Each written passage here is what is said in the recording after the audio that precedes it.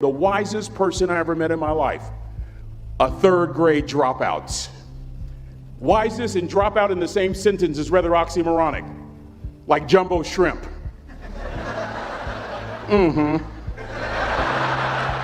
Like fun run, ain't nothing fun about it. Like Microsoft Works, y'all don't hear me. I used to say like country music, but I've lived in Texas so long, I love country music now. I hunt, I fish, I have cowboy boots and cowboy. Y'all, I'm a black neck redneck. Do you hear what I'm saying to you? No longer oxymoronic for me to say country music. And it's not oxymoronic for me to say third grade and dropout. That third grade dropout, the wisest person I ever met in my life, who taught me to combine knowledge and wisdom to make an impact, was my father. A simple cook. Wisest man I ever met in my life. Just a simple cook. Left school in the third grade to help out on the family farm, but just because he left school doesn't mean his education stopped. Mark Twain once said, "I've never allowed my schooling to get in the way of my education." My father taught himself how to read, taught himself how to write, decided in the midst of Jim Crowism, as America was breathing the last gasp of the Civil War, my father decided he was going to stand and be a man. Not a black man, not a brown man, not a white man, but a man. He literally challenged himself to be the best that he could all the days of his life. I have 4 degrees. My brother is a judge. We're not the smartest ones in our family. It's a third grade dropout daddy. A third grade dropout daddy who was quoting Michelangelo, saying to us, "Boys, I won't have a problem if you aim high and miss, but I'm going to have a real issue if you aim low and hit." A country mother quoting Henry Ford, saying, "If you think you can or if you think you can't, you're right." I learned that from a third grade drop. Simple lessons. Lessons like these. Son, you'd rather be an hour early than a minute late. We never knew what time it was at my house because the clocks were always ahead. My mother said for nearly 30 years, my father left the house at 3:45 in the morning. One day she asked him, "Why, Daddy?" He said, "Maybe one of my boys will catch me in the act of excellence. I want to share 2 things with you. Aristotle said you are what you repeatedly do. Therefore, excellence ought to be a habit, not an act."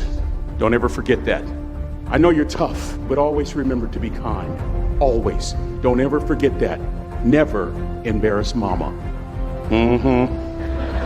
Yeah.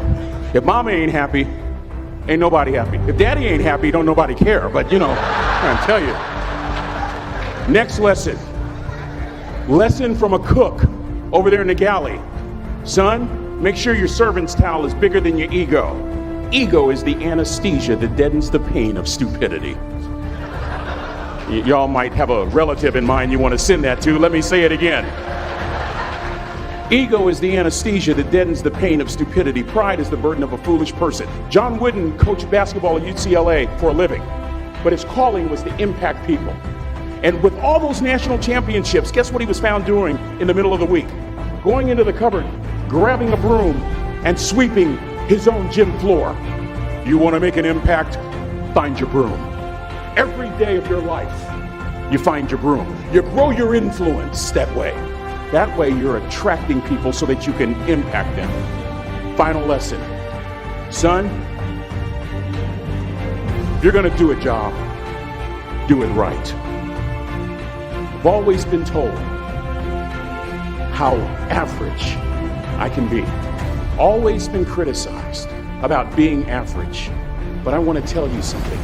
I stand here before you, before all of these people, not listening to those words, but telling myself every single day to shoot for the stars, to be the best that I can be. Good enough isn't good enough if it can be better, and better isn't good enough if it can be best. Let me close with a very personal story that I think will bring all this into focus. Wisdom will come to you in the unlikeliest of sources, a lot of times through failure. When you hit rock bottom, remember this. While you're struggling, rock bottom can also be a great foundation on which to build and on which to grow. I'm not worried that you'll be successful. I'm worried that you won't fail from time to time. Person that gets up off the canvas and keeps growing, that's the person that will continue to grow their influence. Back in the 70s, to help me make this point, let me introduce you to someone. I met the finest woman I'd ever met in my life. Back in my day, we'd have called her a brick house.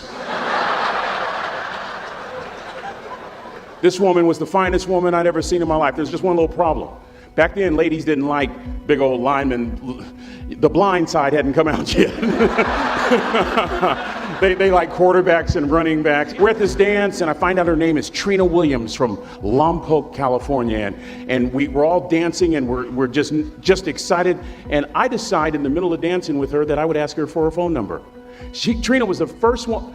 Trina was the only woman in college who gave me her real telephone number. The next day, we walked to Baskin & Robbins ice cream parlor.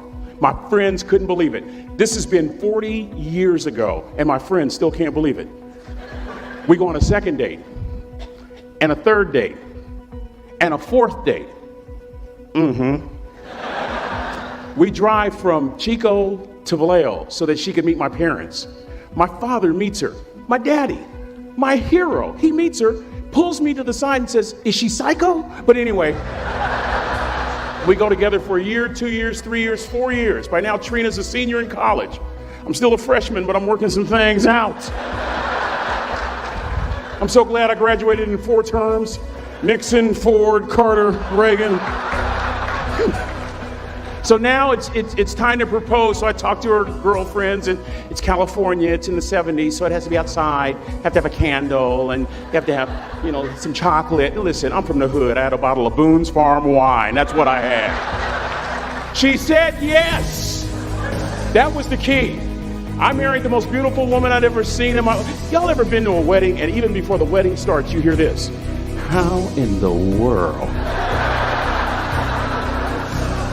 And it was coming from my side of the family.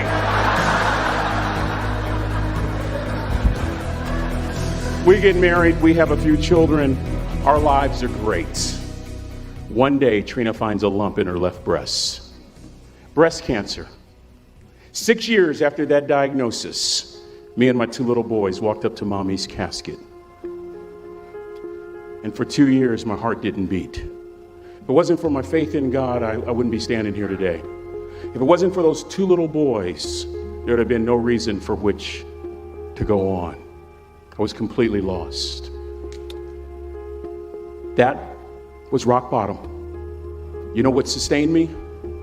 The wisdom of a 3rd grade dropout. The wisdom of a simple cook. We're at the casket. I'd never seen my dad cry. But this time I saw my dad cry. That was his daughter. Trina was his daughter, not his daughter-in-law. And I'm right behind my father, about to see her for the last time on this earth. And my father shared 3 words with me that changed my life right there at the casket. It would be the last lesson he would ever teach me. He said, "Son, just stand. You keep standing. You keep standing, no matter how rough the sea, you keep standing." And I'm not talking about just water. You keep standing. No matter what, you don't give up. And as clearly as I'm talking to you today, these were some of her last words to me. She looked me in the eye and she said, "It doesn't matter to me any longer how long I live. What matters to me most is how I live." I ask y'all one question, a question that I was asked all my life by a 3rd grade dropout. How you living? How you living? Every day, ask yourself that question, how you living? Here's what a cook would suggest you to live this way. That you would not judge, that you would show up early, that you'd be kind, that you'd make sure that that servant's towel is huge and used, that if you're gonna do something, you do it the right way. That cook would tell you this, that it's never wrong to do the right thing, that how you do anything is how you do everything. And in that way, you will grow your influence to make an impact. In that way, you will honor all those who have gone before you, who have invested in you. Look in those unlikeliest places for wisdom. Enhance your life every day by seeking that wisdom and asking yourself every night, how am I living? May God richly bless y'all. Thank you for having me.